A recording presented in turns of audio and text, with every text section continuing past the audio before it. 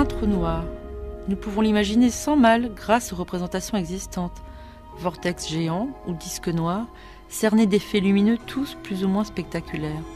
Ces représentations communes sont souvent inexactes, voire fantaisistes, comme nous allons le voir avec Alain Riazuelo.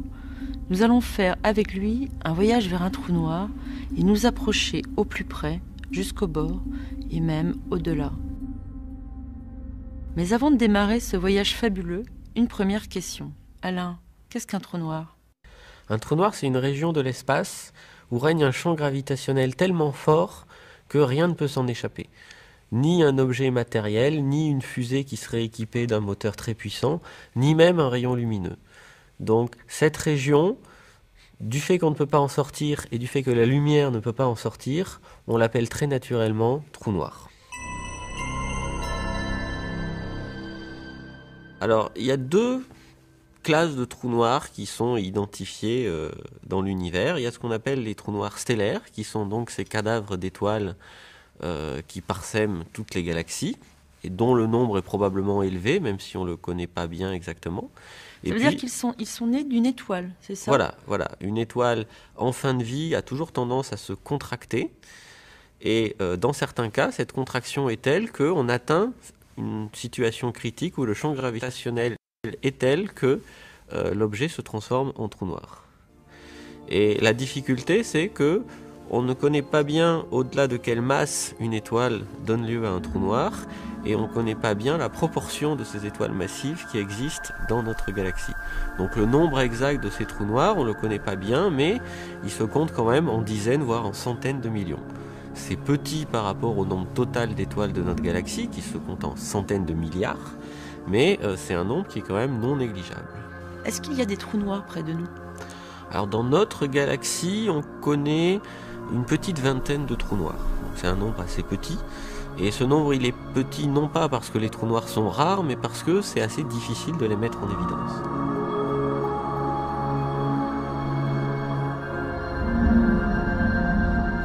Est-ce qu'on pourrait transformer notre Soleil en trou noir ? Alors notre Soleil n'est pas assez massif pour se transformer en trou noir.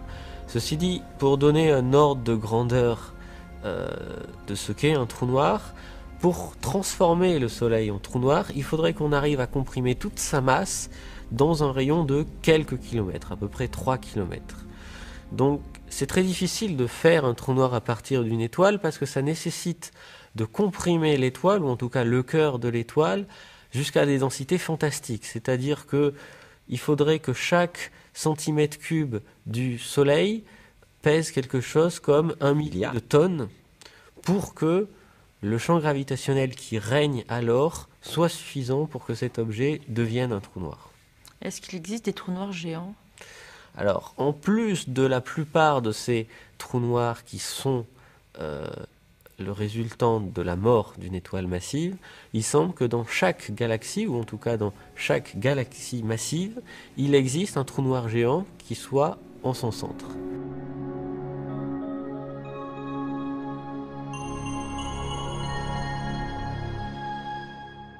Mais dans la réalité, est-ce qu'on est sûr qu'ils existent vraiment, ces trous noirs ? Alors, c'est quelque chose qui a été très longtemps débattu, puisque le concept même de trou noir est très vieux. Il a été proposé à la fin du XVIIIe siècle par deux personnes, qui étaient un Français qui s'appelait Laplace et un Anglais qui s'appelait Mitchell. Mais la théorie des trous noirs telle qu'on la connaît, elle est née en 1916. Juste après la relativité générale, une des premières applications de la relativité générale, en fait, a été de trouver ce qu'on ne savait pas encore à l'époque, qui décrivait un trou noir. Et ça a été extrêmement débattu à cette époque-là. Et Einstein, par exemple, était assez réticent à cette idée, parce qu'il trouvait ces objets trop bizarres, finalement, pour accepter facilement leur existence. Alors évidemment, depuis plus de 80 ans, les choses ont beaucoup changé. Et aujourd'hui, on a énormément d'indications sur l'existence des trous noirs.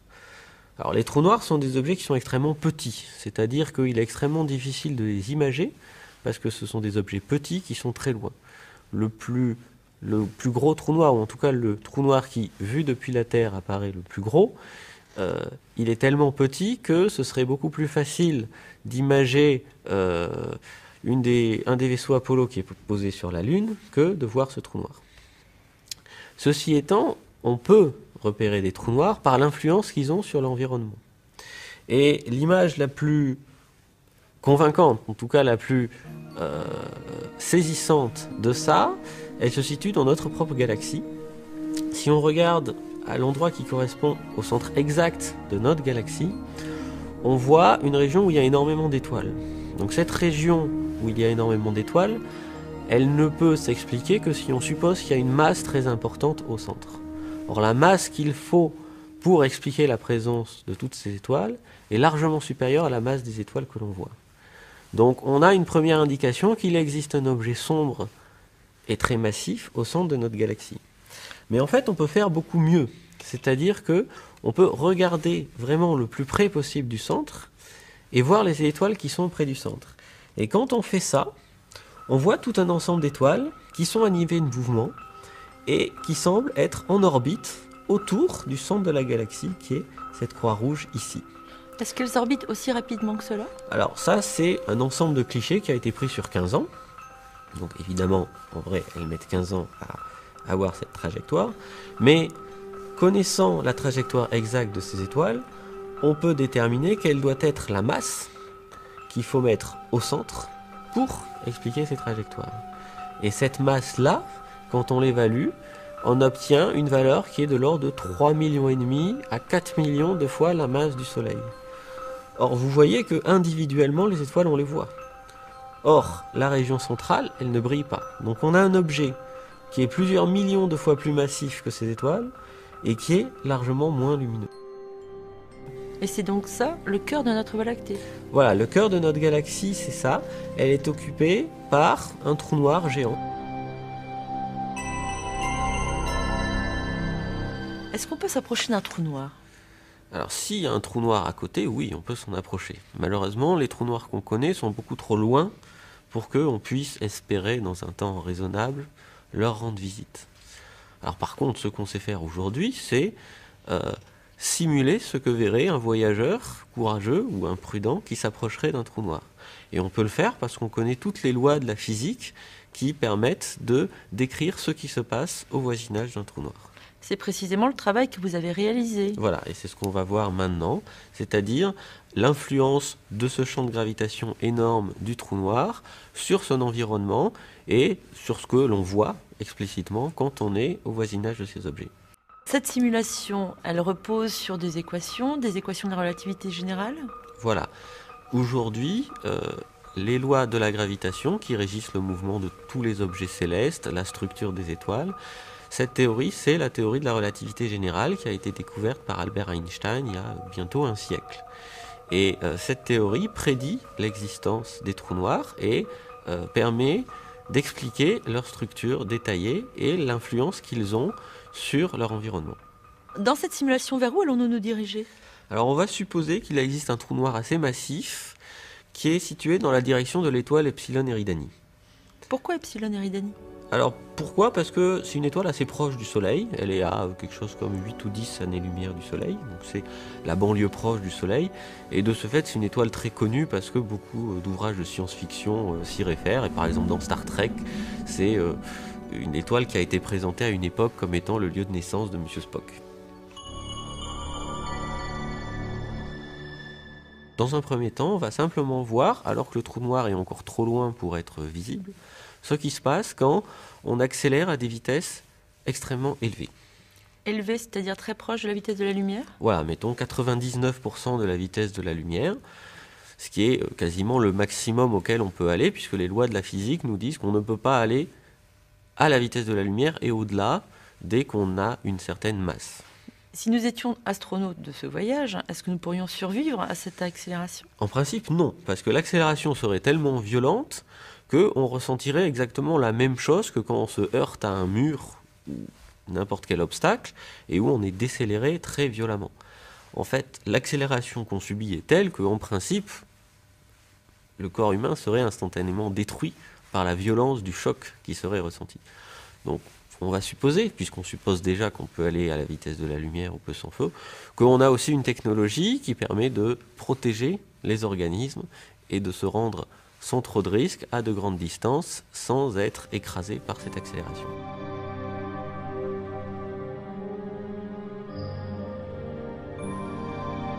La chose qui frappe le plus quand on commence ce voyage, c'est que, alors qu'on s'approche de l'étoile Epsilon Eridani, tout le décor qui est autour, c'est-à-dire toutes les constellations comme Sirius, Orion, le Taureau, l'ensemble du ciel semble se rétrécir dans la direction où on va.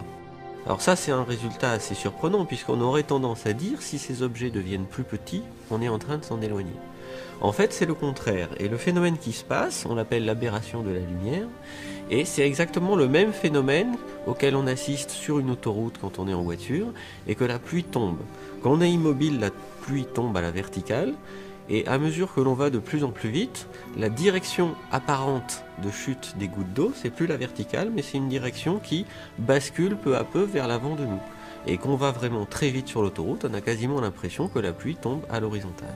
Et ce qui est vrai pour la pluie est également vrai pour la lumière. Et donc on a cette impression étrange que les objets qui sont situés essentiellement sur le côté passent devant nous, tout simplement parce que la direction apparente de la lumière qu'ils émettent change à mesure que nous allons de plus en plus vite.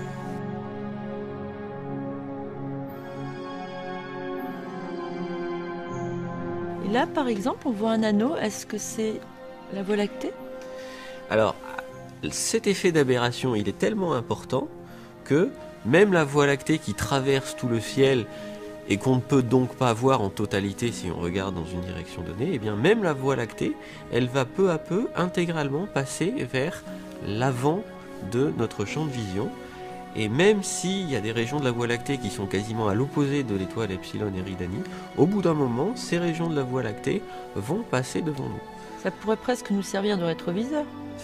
Oui, d'une certaine façon, quand on va à une vitesse proche de la vitesse de la lumière, la quasi-totalité de ce qui est autour de nous a l'air situé devant nous. Et donc, d'une certaine façon, on voit presque toutes les directions qui sont derrière nous. Il n'y a que le point qui est situé exactement derrière nous qui n'est évidemment pas accessible.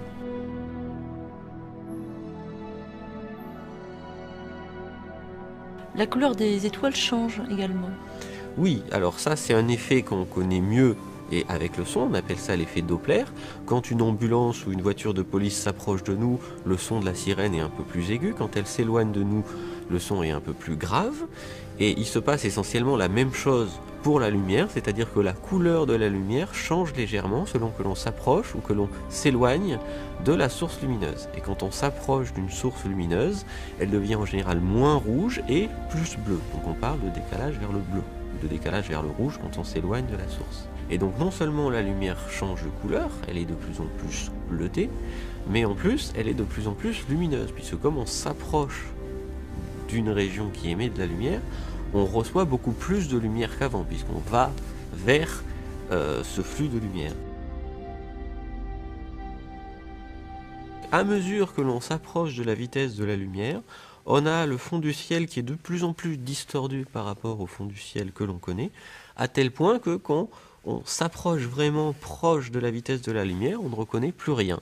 Soit on regarde dans une direction un peu différente de celle où on va et on a un fond du ciel qui est extraordinairement sombre, soit on regarde dans la direction où on va et cette fois on a un fond du ciel qui est extraordinairement lumineux au point qu'on n'arrive plus rien à distinguer.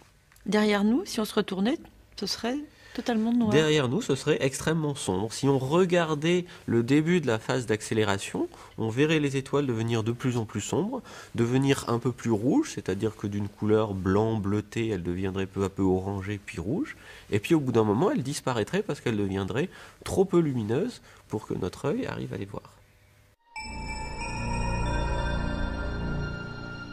Là, nous arrivons à destination du trou noir.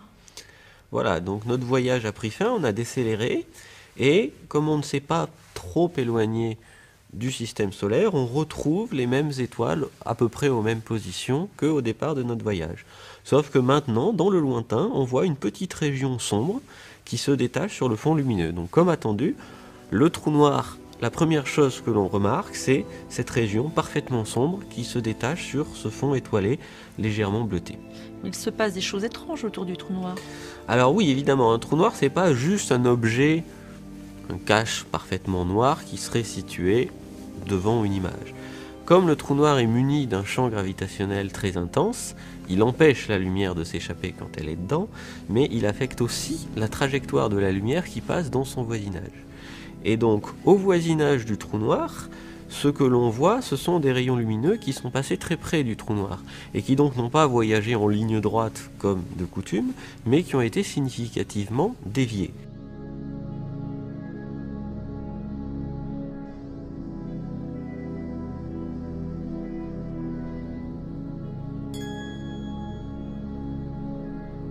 Un trou noir défléchit tellement la lumière que un rayon lumineux peut faire le tour d'un trou noir, ou peut faire un demi-tour d'un trou noir. Et donc quand vous regardez un trou noir, vous allez voir évidemment les objets qui sont plus ou moins derrière lui, mais vous allez aussi voir les objets qui sont derrière vous, dont les rayons lumineux sont passés de derrière vous à devant vous, ont fait un demi-tour autour d'un trou noir, et sont parvenus jusqu'à vous de cette façon-là. Alors pour bien voir ce qui se passe aux abords du trou noir, on va dans un premier temps enlever les étoiles et mettre une sorte de mire pour bien voir les distorsions causées par le trou noir. Donc en l'absence de trou noir, on voit notre mire avec une sorte d'effet de damier. Et si maintenant on met un trou noir, voilà ce qui se passe. C'est-à-dire que les régions qui sont assez loin de la direction du trou noir ne sont pas spécialement affectées, c'est-à-dire qu'on reconnaît à peu près la mire de départ. Par contre, il se passe beaucoup de choses dans la région centrale. Et si on compare en fait ces deux images, l'image sans trou noir et avec trou noir, on se rend compte que le centre de l'image a été d'une certaine façon repoussé dans toutes les directions, non seulement par la silhouette du trou noir qui se détache en avant-plan, mais en plus que autour de cette silhouette-là, il y a toute une région de notre mire qui n'était pas accessible au départ. En fait, au départ, ce cercle-là, ici, c'était en fait un seul carré qui était celui-là. Et donc le trou noir est apparu au milieu de ce carré, et en plus du trou noir est apparue toute une région fortement distordue de la sphère céleste. Et cette région-là, elle correspond aux directions d'où sont issus les rayons lumineux qui sont passés très près du trou noir. Et comme ils sont passés très près du trou noir, ils ont été fortement défléchis, et ils ont fait éventuellement plusieurs fois le tour du trou noir avant de parvenir jusqu'à nous.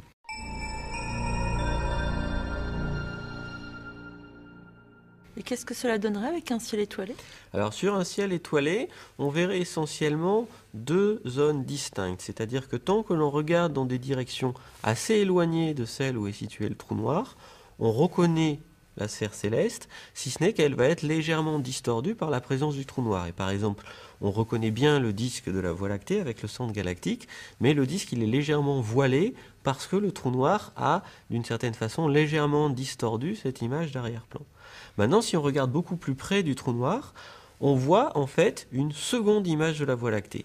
Et si on regarde bien, en fait, on voit une seconde image de toutes les étoiles qu'on voit. Par exemple, Antares qui est ici a une image secondaire qui est là.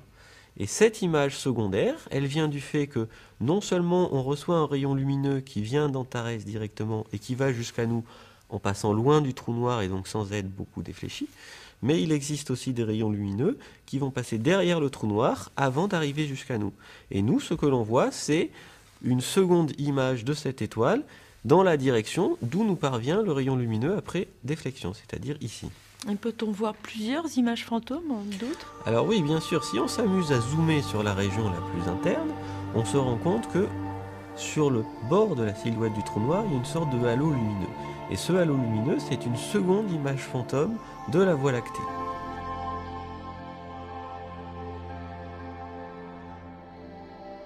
Si on zoome encore plus, on se rend compte que cette seconde image fantôme n'est pas collée à la silhouette du trou noir comme on pouvait le croire au départ. Elle en est en fait légèrement décalée, et si on zoome dans ce petit espace, on se rend compte que on va voir une troisième image fantôme de la Voie lactée qui elle-même va se détacher de la silhouette, et si on zoome encore plus, on va voir une quatrième image fantôme apparaître, et une cinquième, et ainsi de suite. Jusqu'à l'infini? Et donc, il y a une infinité de ces images qui sont de plus en plus distordues, de plus en plus proches du trou noir, de moins en moins lumineuses, mais qui existent, et si on a les moyens de zoomer aussi fort que ça, on va les voir.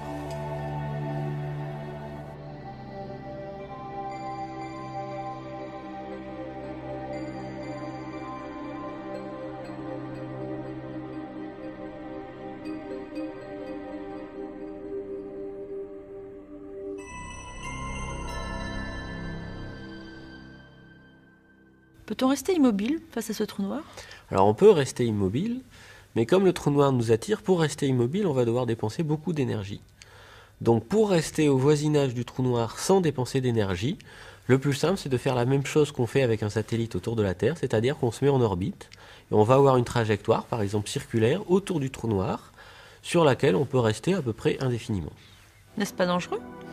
Alors tant qu'on est loin du trou noir, c'est pas dangereux, parce que le champ gravitationnel loin d'un trou noir, c'est exactement le même que celui d'une étoile qui aurait la même masse. Par exemple, nous sommes à quelle distance? Pour savoir à quelle distance on est, en fait, il faut regarder à quelle vitesse on tourne autour du trou noir, et ça permet de déduire la masse du trou noir et la distance. Donc ici, on a une distance de à peu près 2 millions de kilomètres d'un trou noir qui fait quelques dizaines de milliers de fois la masse du Soleil.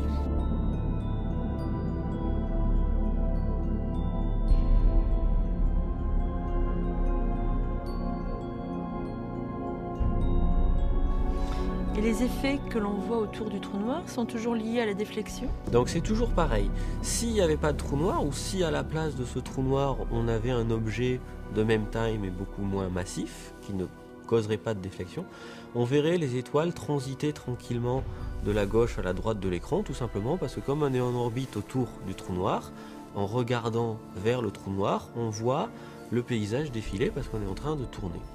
Mais comme il y a ce trou noir, il y a ces effets de déflexion, et les étoiles, au lieu de transiter suivant une ligne horizontale ici, tout se passe comme si elles essayaient d'éviter le trou noir dans leur trajectoire apparente. Et ça, c'est explicitement les effets de déflexion, avec les effets de démultiplication des images, d'amplification des images, c'est les effets de l'antigravitationnel. Et donc on retrouve tout ce qu'on a vu tout à l'heure, sauf que cette fois on est en orbite et c'est une trajectoire qui est parfaitement réaliste. Est-ce que nous voyons actuellement, c'est bien la Voie lactée? Alors, on est en orbite sur un plan qui correspond au plan de la Voie lactée. Donc la bande marron-jaune qu'on voit ici, c'est la Voie lactée.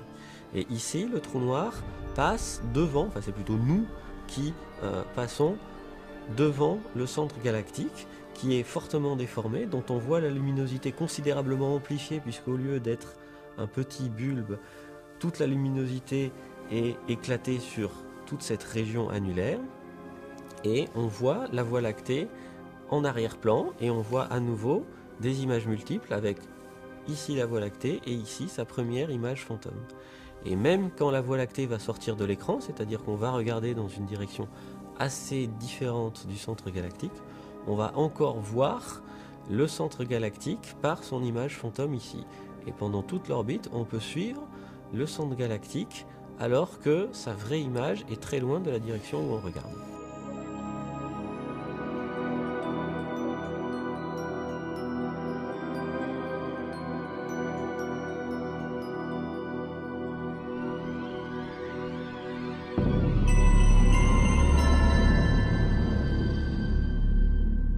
Peut-on s'approcher encore plus de ce trou noir?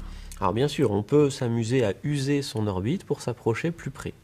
Et donc par exemple, si on part d'une orbite circulaire, si on s'approche du trou noir, on va le faire en deux phases. On va d'abord freiner sur son orbite, et on va avoir une orbite elliptique, c'est-à-dire une orbite où on s'approche du trou noir à grande vitesse, et on s'éloigne, et où on ralentit, et ainsi de suite.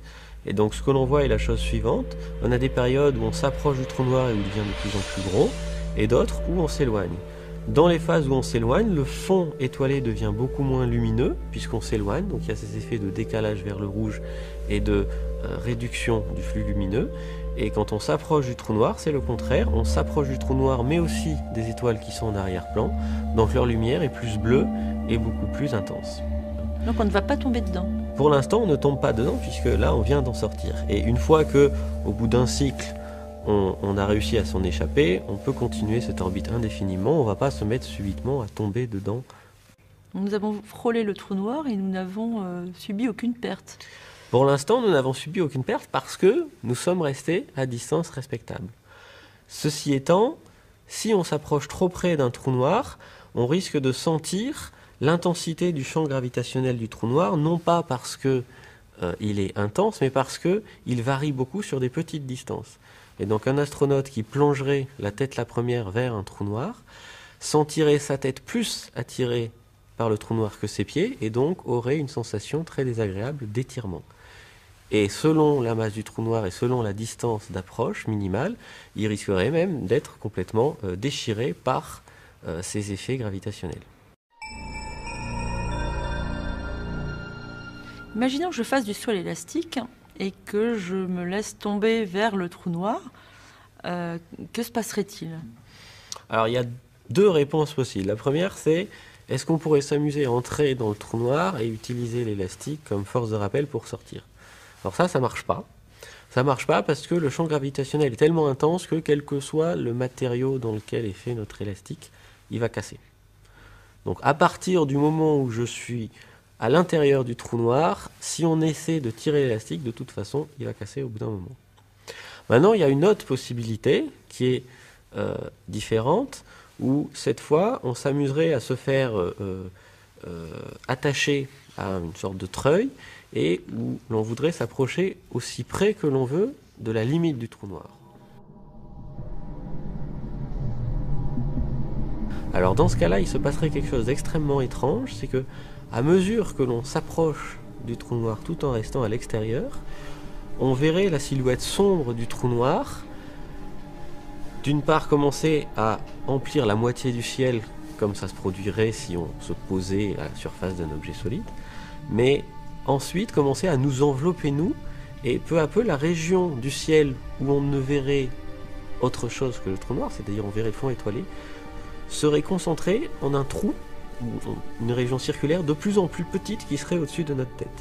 Donc tout en étant à l'extérieur du trou noir, on aurait cette impression étrange et assez désagréable d'être littéralement enveloppé par cet objet, signe que on est dans une région où les rayons lumineux sont tellement déviés que un rayon lumineux qui initialement arriverait à l'horizontale par rapport à la surface du trou noir, en fait serait défléchi et arriverait par-dessus, et on le verrait arriver par le haut.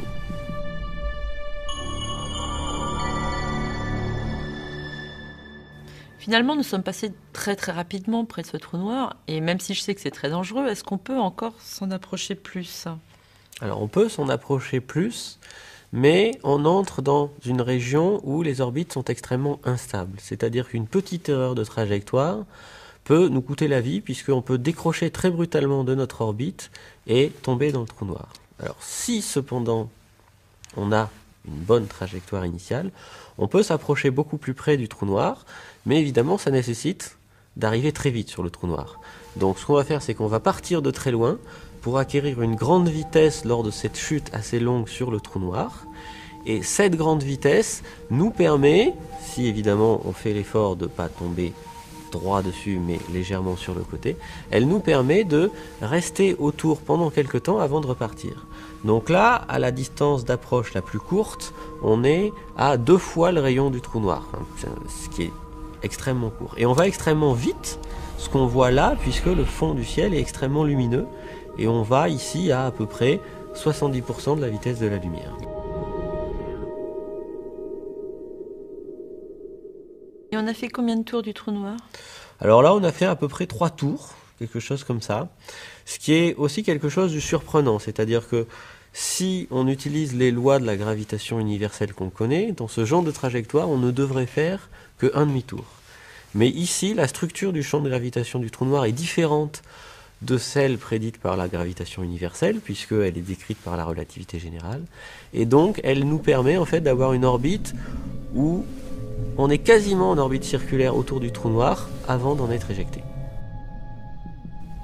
Imaginons que je sois dans un vaisseau spatial près du trou noir. Si je regarde de côté par un autre hublot, qu'est-ce que je verrai?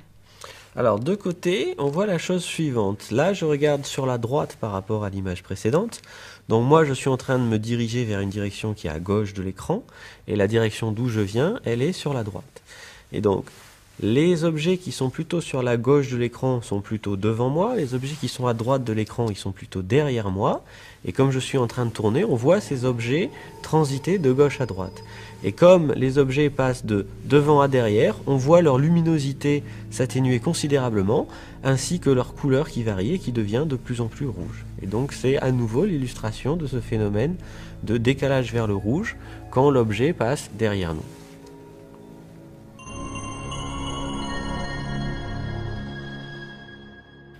On a beaucoup tourné autour de ce trou noir, et si on décidait de se sacrifier pour Science et Avenir et d'y aller directement, qu'est-ce qui va se passer? Alors d'abord, ça serait un sacrifice un peu inutile, parce que quand bien même on survivrait au passage à l'intérieur du trou noir, on n'aurait pas les moyens d'envoyer son article au journal pour dire ce qui se passe. Donc de toute façon, c'est plutôt pour satisfaire sa curiosité personnelle qu'on ferait ça. Alors si on allait droit vers le trou noir, au début il ne se passe rien de particulier, le trou noir devient de plus en plus gros puisqu'on s'en rapproche, et le fond du ciel devient de plus en plus lumineux. Donc ça c'est normal. Maintenant il y a un moment où je vais atteindre ce point de non-retour, c'est-à-dire que je vais entrer dans la région d'où je ne peux plus ressortir.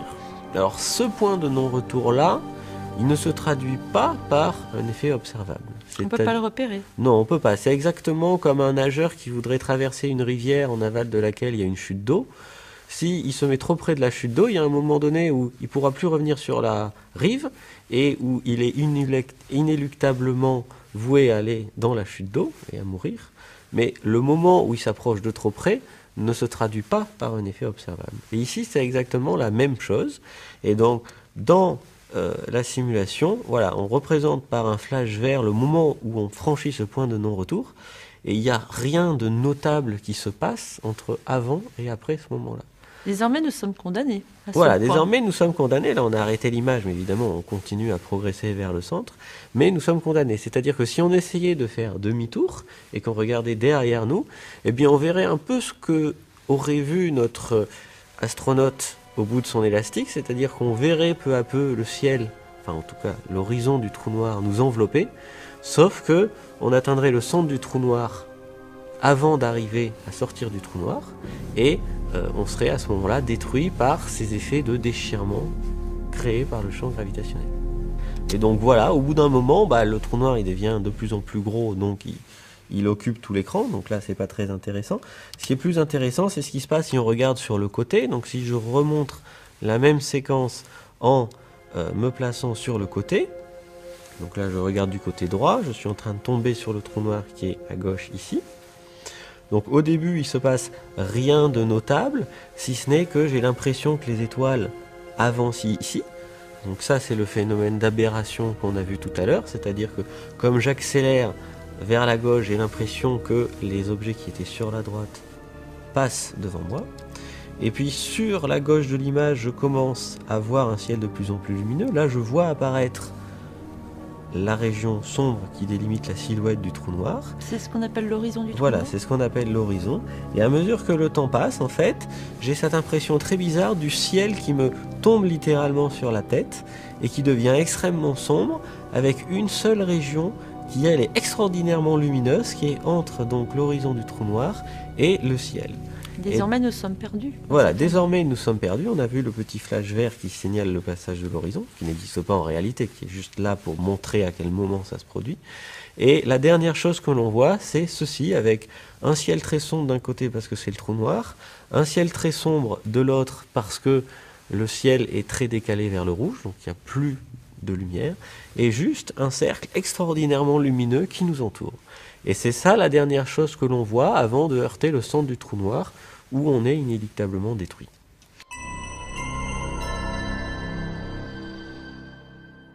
En science-fiction, certains trous noirs permettent de passer d'une région de notre univers à une autre. Est-ce que c'est possible ?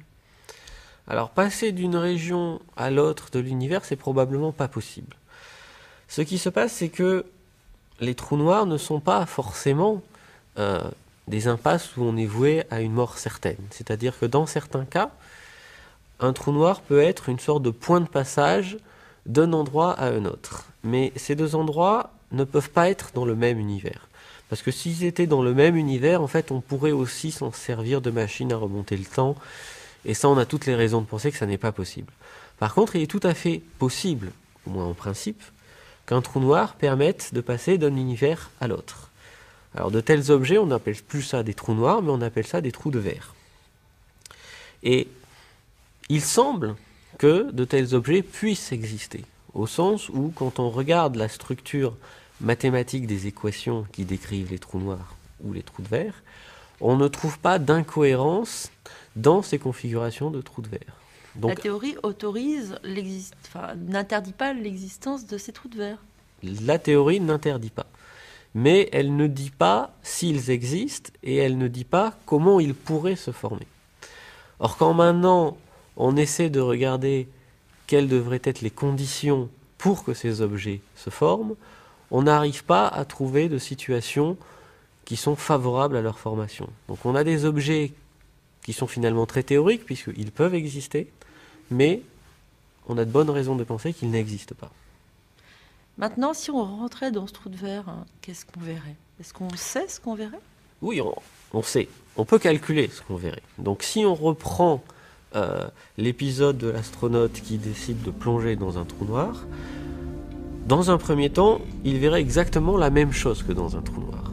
Mais au moment où il arriverait à l'horizon du trou noir, c'est-à-dire qu'il franchirait ce point de non-retour, au lieu d'être voué à une mort certaine, il verrait en fait apparaître un autre univers. Et cet autre univers, il aurait peut-être l'espoir de le visiter. Mais ça, c'est une autre histoire.